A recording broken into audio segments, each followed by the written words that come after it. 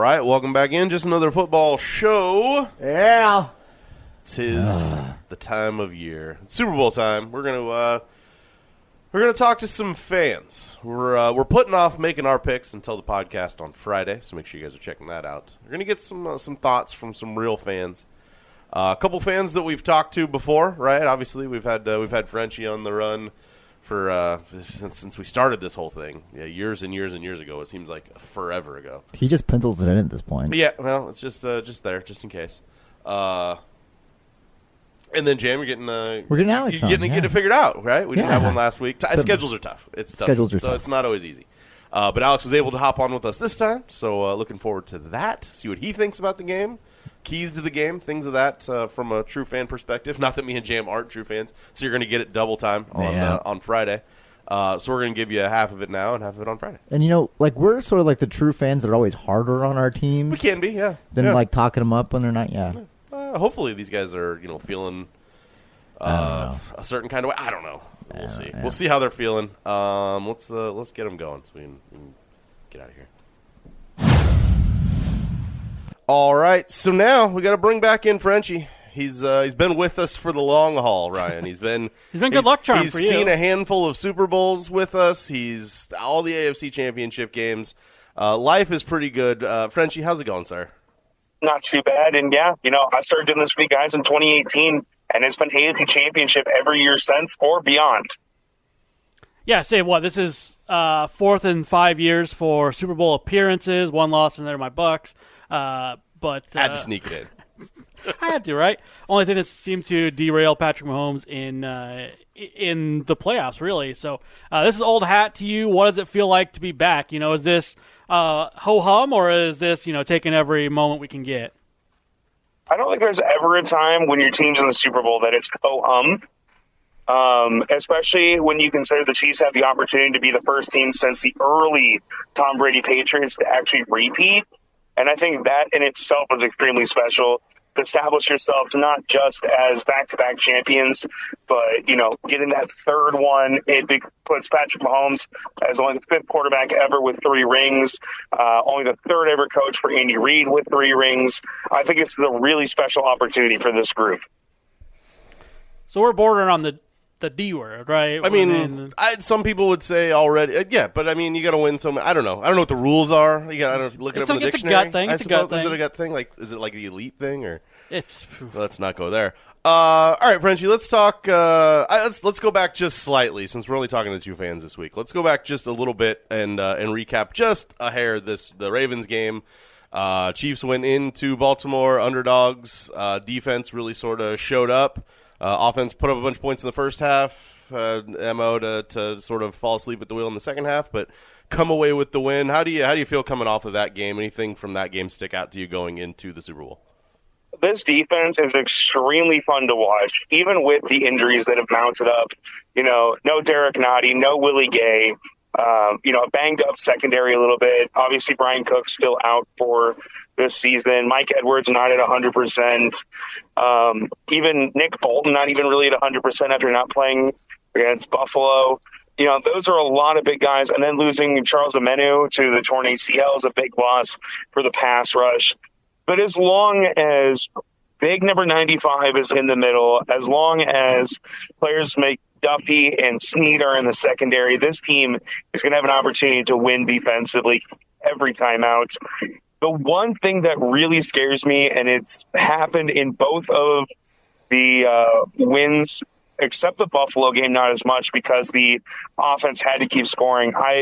It's been a thing in the Andy Reid era for a long time, is getting complacent offensively and just trying to, hold the lead instead of continuing to build on what you've done so far. Yeah, it was no Chiefs points scored in the second half of that AFC Championship game.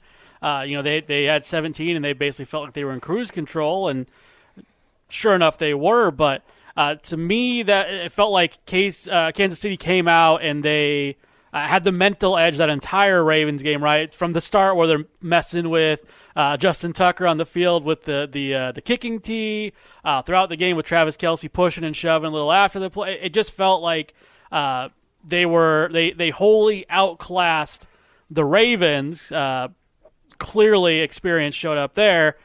San Francisco, maybe not quite the same kind of leverage there as far as experience, prestige, that whole kind of shebang there. How do you feel about this coming up matchup against the Niners, especially with the fact that you played them 4 years ago?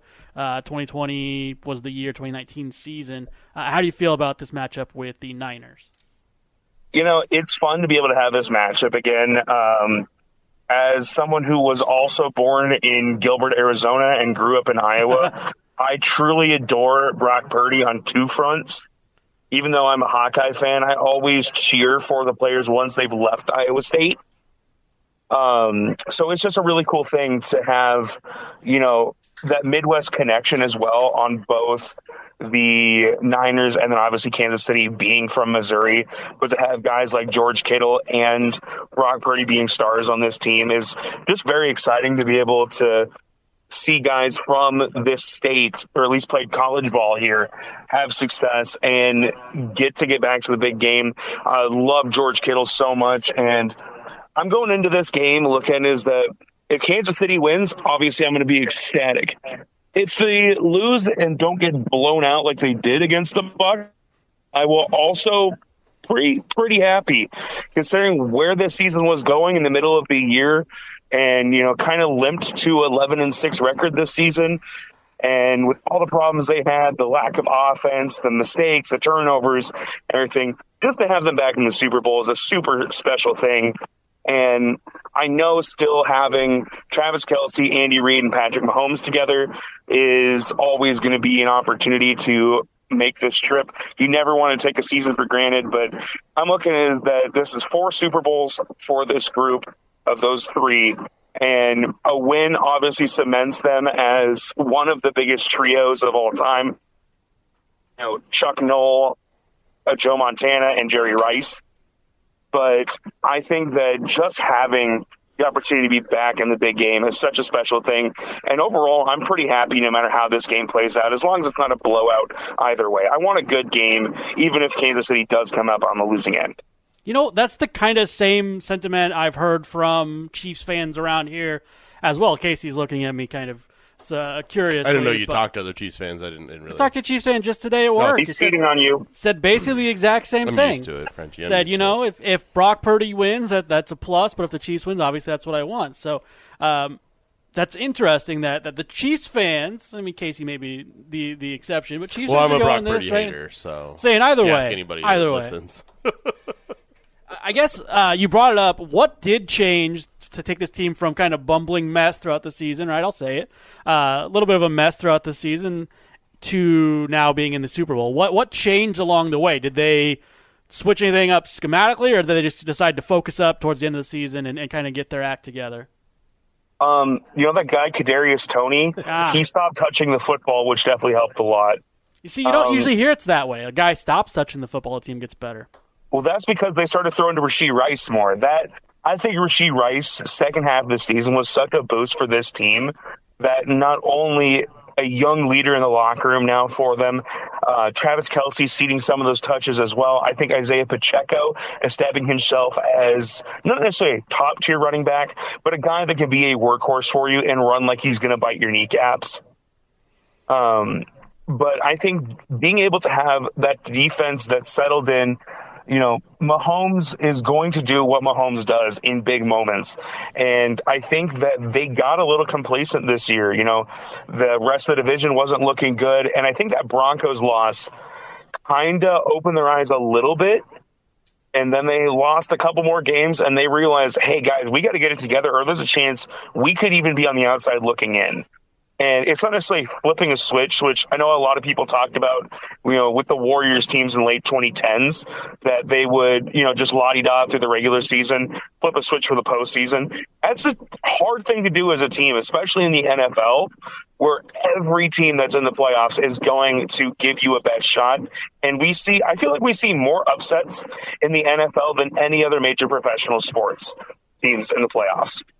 Yeah, it's been wild. And I think that I'm looking up here. Rashee Rice certainly basically Philly game was averaging 4 to 5 targets a game, and now 10, 9, 12. So, yeah, I think that's a good call out there. 8 receptions in that game against Baltimore to send them to the Super Bowl here, and we'll have to see what he does in that game against a good Niners defense, although, looked a little shaky against Detroit, frankly. So I think it's going to be a good 4.5. Oh, like your mics again. I changed the thing and Good. everything. Frenchie, the question I want to ask, and I'm not sure how I want to go about this with our 49ers fan when we talk to him coming up, is Chiefs are underdogs in this matchup. So what's got – I mean, there's very obvious answers here. But in your opinion, what has to happen? What's Kansas City got to do in order to win this game as the underdog? I think the big thing is continuing to trust your quarterback. I mean, there's very few people in the history of the game you trust more in this situation than Patrick Mahomes. But I think a big person that has to have a big game in this one is going to be the tandem of George Karlaftis and, of course, Chris Jones, especially if Karlaftis rushes off the left side where he's not going to be matched up with Trent Williams. Would be a huge boon if he can get after it against the right tackle. But collapsing that pocket, making things difficult on Brock Purdy. He has had a couple of games this year where he has struggled, didn't look great in that first half against the Lions before finally settling down. Obviously, the Ravens game where he threw 4 interceptions. You don't necessarily have to get him to turn the ball over multiple times, but you got to make him uncomfortable. This is the same type of thing they did to Lamar Jackson and cause a couple turnovers there. And, this is not necessarily like his first huge game because every playoff game is a huge game. But there's a big difference between, starting at Iowa State and now playing in the Super Bowl. I love Brock Purdy. I think he is a legitimately really good quarterback in the NFL. But I think it's got to start with making him uncomfortable. You can't get him time to be able to throw to, an all-world class of position players from everyone, obviously, CMC, George Kittle. Brandon Ayuk, I think, had a very surprising season for a lot of people this year, and deservedly being named an All-Pro. You obviously have Deebo Samuel, and even Kyle Juszczyk, who's going to make play after play from the fullback spot. That type of ammunition offensively is tough to deal with, and it's not something Kansas City has really had to face in the postseason, because even with the Dolphins game, Tua is Tua, especially in cold weather. This time it's going to be in Vegas. It's going to be indoors. You got to do something defensively, whether it's the well-timed blitz from Spagnuolo and getting Bolton and Willie Gay involved. But I feel like Chris Jones up front is going to be the biggest factor for Kansas City in this game, trying to collapse that pocket, not letting Purdy the opportunity to step up and deliver the ball downfield. Yeah, it's. I feel like I literally had this conversation the other night as I drunkenly looked it up and found out that Chris Jones is 100-1 for MVP and threw a couple bucks on that. I might as well. I mean, yeah, you're 100-1, but I agree with you that he's gonna have to get back there and wreck things in order for the Chiefs to win this game. So, we agree on that front. Is it time, Ryan? Do we want to? I was going to say, you got any other questions? I say both teams are coming in relatively healthy. I guess we did hear today that slim chance, very slim chance that Joe Thuney or Jet McKinnon play. There is an outside chance, but very slim. Any concern there? I know that Allegretti has been filling in for Thuney there and been doing just fine. I think the nice thing is having a guy like Nick Allegretti coming off the bench where, this guy has started for Kansas City in many playoff games. He's got Super Bowl experience and has been a part of this team for a while now, a couple rings. I think he's very important. I think you got Javon Hargrave, obviously, there on the defensive line along with Nick Bosa. But the Kansas City Chiefs have built a very strong offensive line. And having Creed Humphrey and Trey Murphy there at center and right guard as well, 2 other all-pro talent players, and Donovan Smith playing a great season at left tackle. I think there's still a lot of depth and strength on this offensive line to be able to help out quite a bit. Now we can go for it. All right. So you've been here before. You've done this before. You've accurately picked Super Bowls before, but Frenchie, give us a little bit of an idea of how this game goes on Sunday evening. It starts at 5:30. It's not at night. Sunday evening. How does the game go? Give a little feel for it. Name your favorite 5 Usher songs, and then tell us the final score. You can skip the Usher part if you don't want Yeah, to. I was gonna say, I don't know if I could name you 5 Usher songs, honestly.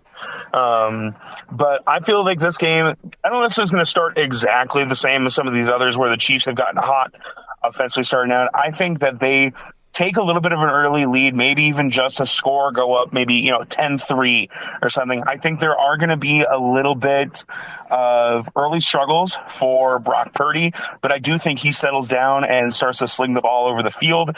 I think CMC is going to have a big game against the rush defense that has kind of struggled for Kansas City here in the postseason. But overall, I do think Kansas City gets off to that early lead. Teams start to exchange blows, but I don't know if KC's going to give that lead up, or if they do, I fully expect a late drive in the game to put them up. I think we're looking at like a 24-20 final score. Something, maybe 1-2 possessions at most. I'm thinking like 10 or 11 points is going to be the major difference in this game at most between these two squads. I just think that San Fran's offense is too talented to not put up a couple scores in this game, even against a Chiefs defense that has been so strong this season. We're close. I'll say that. I don't have to give my final score until later in the episode, but we're close. I'll give you that much for now. Frenchie, we appreciate you taking all the time, not only here the last couple weeks, but man, you've been on this ride with us since we started, so we appreciate you always being ready and welcome to pop on with us. As always, guys. All right, take it easy. Go Chiefs. Yep. Have a good day, guys. All right, I'm back. Time to welcome on our 49ers fan, and it's not me this week. Alex, our 49er fan, we've talked to him before in the preseason, we've talked to him before in the postseason, but never this late into the year. Alex, thank you for joining us. And how are you feeling? Hey, I'm feeling great. Oh, I'm that's excited. good. That's great. Makes one of us. Yeah, that makes one of us here. Oh, that's good. Yeah. I take it you're not feeling good. I'm feeling all right, but I've got that like weird butterfly-y, like nervous excitement stuff, and you put that on top of anxiety issues. Doesn't really make for an interesting time, but I'm enjoying it. I'm enjoying the moment. Maybe I feel a little bit like I did in the first half of the NFC Championship game. Now I was at halftime. I still had maybe a smidgen of faith, but Alex, how are you feeling about the way that game went down, and then about what that means for this team going forward as well? Like, how are you feeling right now if they wind up in a similar situation? I feel confident about it, especially with Detroit having more firepower on offense, I think, than the Chiefs have. I think if the Niners can score 30 points, they're going to win this game, but that's going to be easier said than done. That is, and I feel like this is a potential, they always say the race to 30. Whoever gets there first is going to be the team that wins, and when we give our opinions on this football game, I might say something similar to along those lines. But yeah, watching that team go down the way they did, even the previous week when they were down, 7 going into the fourth quarter, whatever the ridiculous stat was, like even then I wasn't quite confident, because we've seen that be the knock on the San Francisco 49ers under Kyle Shanahan, is this inability to come back. And luckily, we've got a quarterback now that we can trust to do that. Because even down 7, if it's Garoppolo, it's over. I'm not even thinking about it. But with Brock Purdy, seems to be there. I mean, like I said, are you confident with that? If this is a situation where Brock has to go down the field under 5 minutes, win the game, are we good? Yeah, I feel really confident about it. I mean, you can just see how the team responds to his poise and perseverance that he has. Kittle, Ayuk, everyone believes in him. So I think that's something that's working in his favor, and I feel really confident in him. Yeah, it's almost refreshing, like I said, to finally have that quarterback that you feel comfortable with, that's not going to miss the wide open Emmanuel Sanders in the Super Bowl, which still haunts me. Alex, I know I've said this to a couple of Niners fans, and I'm going to say it here again to you. Can we take all sideline cameras away in this one to just avoid the temptation of it over eager defense, maybe?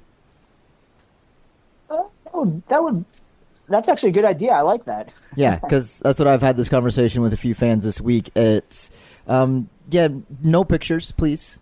Nothing that's going to live on for years after that. That's going to become its own day when it's 10-23 or whatever the score was at that point in the game. But I feel like some of the defensive pieces that were still there. We've heard Fred Warner talking about it this week about how that was a life lesson and a learning experience. It's never over till it's over. How much of this defense going to want to come back and sort of avenge that moment? I think all of them, especially the D-line, if they do some shifting around from what I've been reading, I think if you move Armstead to the outside, then that gives Kinlaw, Hargrave in the inside. I don't think he'll get pushed around as much as Young did, and I've been seeing that Young's efforts being questioned. So hopefully that might light a fire if he doesn't get the starting nod. So I think the D-line is going to be where the battle is going to be won and lost. Yeah, the defense was really suspect in that first half against the Lions. Poor tackling, couldn't seem to get any pressure. Like you said, questions about effort. How does the defense not do that again, right? Because we did see them kind of turn a corner in that Lions game. They played the first half of the Packers game very similar as well. How do they not come out slow and sloppy and messy on the defensive side of the ball? I think that's where Bosa is going to have to step up, like what he said during the post game, and said, "Guys, do their job." And he's going to have to be that vocal leader and make sure everyone's doing their job, staying home, or not getting over anxious, or getting too far off the edge. So I think that's what's going to be key point. Yeah, if anything, the defense showing up like that, and I think it was a little bit of a response to Brock as well. Like you said, he's a leader. Everyone kind of rallies behind him, appreciates his poise, and you said perseverance, and I agree. Him just not giving up, right? Did not look good, couldn't get anything going, but kept coming back. Defense responded, thankfully, and it's the team here facing the Kansas City Chiefs for the second time in, 4 years? Yeah. In the Super Bowl. We already talked about the vengeance that they're going to seek here, but what does it feel like to have? I mean, it's like a whole new offense, right? I mean, it's still Shanahan, but Brock and Christian Purdy. Are there any pieces there that you're like, boom, we have this guy, we're winning the Super Bowl? Is it Christian McCaffrey? Is it Purdy? Is it like any of those guys say, boom, this is a lock, we're winning the Super Bowl because we have this guy? I want to say Ayuk. I mean, you saw the play against the Lions that changed the game when it bounced off the face mask, and he was still able to make the amazing catch. So that's catch number 3 or 4 now in Niners history.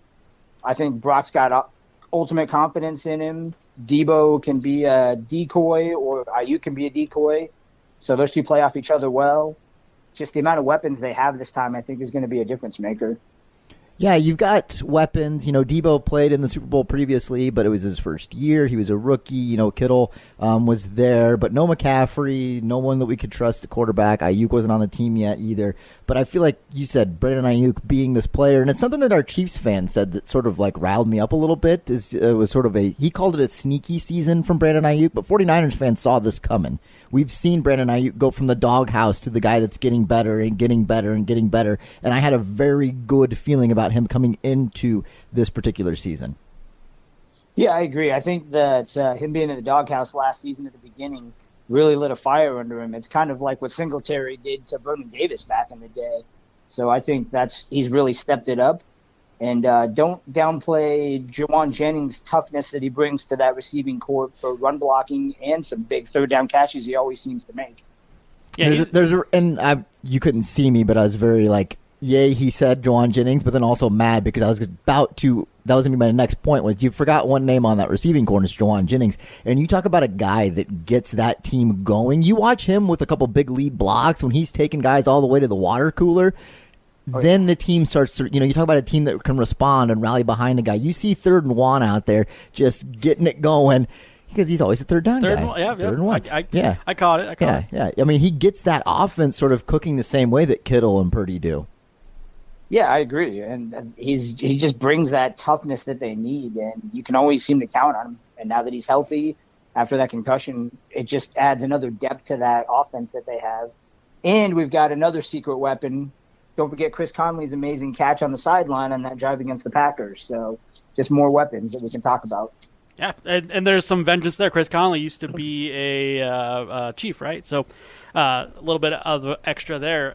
I'm looking at the weapons here, and obviously that's all the talk, right, is the weapons. Brandon Ayuk, 1,300 yards. Kittle, 1,000 yards. Debo had 1,100 scrimmage yards. Christian McCaffrey, 2,000 scrimmage yards. is there a guy that is going to come out of nowhere in this game? We always see it in the Super Bowl, some guy that you've never heard of or don't hear a lot about. David Tyree catches something off his helmet. Yeah, comes in and does something. Is there a guy on this team that's going to pop up and be like, holy shit, I didn't know Ross Dwelly had it in him. Or I didn't know Charlie Werner got that wiggle to him or something. Is there a guy on this Niners offense that's going to come out of nowhere and shock the world? Boy, that's a tough one. I mean, if I'm picking, you can't discredit Elijah Mitchell's production in the postseason with the fewer carries he's had and the amount of touchdowns, so I think they've got a 1-2 punch at running back. So Ryan, if I really want to step up, I think Juszczyk could be the difference maker because you saw that toe-touching catch he had. So just don't discredit the fullback. Ryan, you want to tell Alex what name I pointed to on your computer? He pointed right at Elijah Mitchell. So you guys are same wavelength here. So yeah. So let's see if that continues to who wins the game. So, Alex, taking a look at this game here, it's like we said, second time in 4 years you played the Chiefs. Obviously, whole different vibes. Yeah, whole different vibes, Ryan. One point I kind of wanted to make when we started talking about that offense. Last time this Super Bowl matchup, it was Niners defense versus Kansas City offense. Feels opposite now. And exactly, I feel like it's completely opposite at this point, as it's Niners offense, and now everyone's going to go, how can the Chiefs stop this? And it's just weird air to be in at this point. I've used that phrase a lot tonight. Yeah, that's definitely not something that you're used to hearing, especially from the Chiefs side. So the amount of insane numbers they put up. But I think it's going to be a close game. Like I said, if they get to 30, because I don't think the Chiefs have they scored 30 points this season? Oof. Can you guys check that? They put up 34 on the Bears. Well, okay. The Bears. Yeah, I heard the Bears were playing really good defense from a guy just a couple days ago. Eventually did. Just not out the gate. It's the only one I know off the top of my head. We're working on that. Ryan's pulling that up. I know they didn't score at all in the second half. He's going to tell me I was wrong now because it's last week. So, but yeah, I just feel good about that. And like I said, Jeremy, going back to what you were talking about, the throw over Emmanuel Sanders. Can we forget that was a helmet to helmet that Jimmy got blasted on? That should have been a flag. So. And all the holding penalties on Bosa too. Don't forget about those. Exactly. Yeah. The Chiefs did score over 33 times. It was 41 against the Bears. Casey, 31 against the Raiders in Week 12, and then I missed one. Chargers Week 7, they scored 31 as well. So really a race to 30 or to 31, but the Niners have one of the top scoring offenses in the league, almost 30 points per game here. So it really is Niners offense, Chiefs defense. But Alex, looking at the game, give me a little idea of how the game goes, and then we're going to make you do it. Give me a final score. Tell me who wins. Yeah, I think you're just going to see the standard heavyweight bout on this. I think you're going to see the Chiefs probably start off strong, give all of us Niners fans heartburn, and, just stick to our stomach feelings. I think at halftime it might be, like, say, 14-10 or something like that. And then I think what you're going to get is San Francisco always seems to make those adjustments and come out in the second half and start firing on all cylinders. And I think we might see just a repeat of what we've seen this postseason because they know they can come back if they're down. So that's the part that gives me confidence in this team right now. Absolutely. Do you have a score for us in mind? Yeah, it's going to be kind of obscure on this one. I'm going to go 25-21. I'm just saying some random score. The game's over, under total points anyways, so it doesn't matter, Oh, okay. At least that's how we keep score. Range. So yeah, exactly. There you go. Well, I hope, amongst hopes, that you and I are celebrating Sunday night. No offense, KC, but Alex, thank you for taking the time to talk with us, and let's go Niners. I appreciate it. Yeah, I agree. And so I'm an Iowa State fan, guys, so this is double dipping for me. So it's a win-win. Yeah, I let you talk Brock Purdy all up, and I wasn't going to mention that at all, but you called yourself out on it. I did. So that's fair. It's fair. Ryan's a State guy too, so it's okay. Hey, come on, you got to go with the home. You got a home pick here. Come on. Yeah, it's America's sweetheart, Brock Purdy. Well, it depends on which America. Yeah, Kittle on the other side. It's fine. Yeah. Yeah, 2 Iowa guys. Come on. There you go. All right, man. We appreciate you popping on and talking a little Niners with us, and bailing us out so Jam didn't have to do it again. We appreciate it, and I'd say worst of luck, but I think it's implied. Well, it's the feeling's mutual, man. So. We'll be bugging you come preseason to talk to us about this team too. So we're looking forward to it, and thanks. Yeah, sounds great. Thanks for having me, guys. Yep. Take it easy, buddy. Thanks, Alex. Bye. All right, that's both fans. We did it.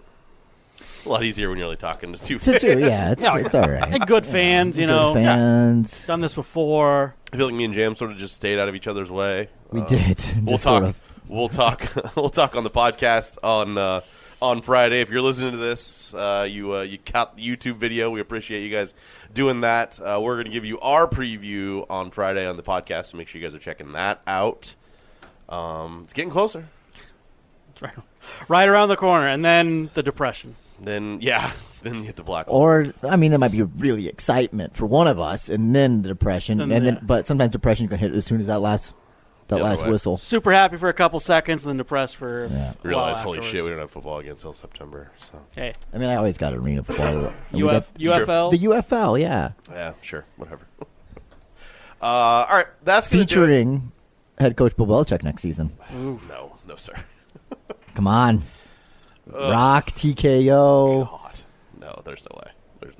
It's just going to be a whole schmaz. It's a whole thing. No, They could not- probably offer him like more money I don't know how much it. just one time. Just one time. One time. Just put the eyes on him for one season. Yep. Maybe. I doubt it, though. All right, that's going to do it. Make sure you guys check out the preview. Make sure you guys get your votes in for the Just Another Football Show Awards. The links there in the description. Get those votes in. We'll go over those next week. Anything else, guys? We're done? No, Got it all? we're Ready to preview this game on the podcast? Yeah, let's do it. All right. I have thoughts. All right. Until then, for these two fuck sticks, Yep, sure. Mhm. You did this on the, Ben. we did this on the. Okay. Just Another Football Show. Bye. See ya.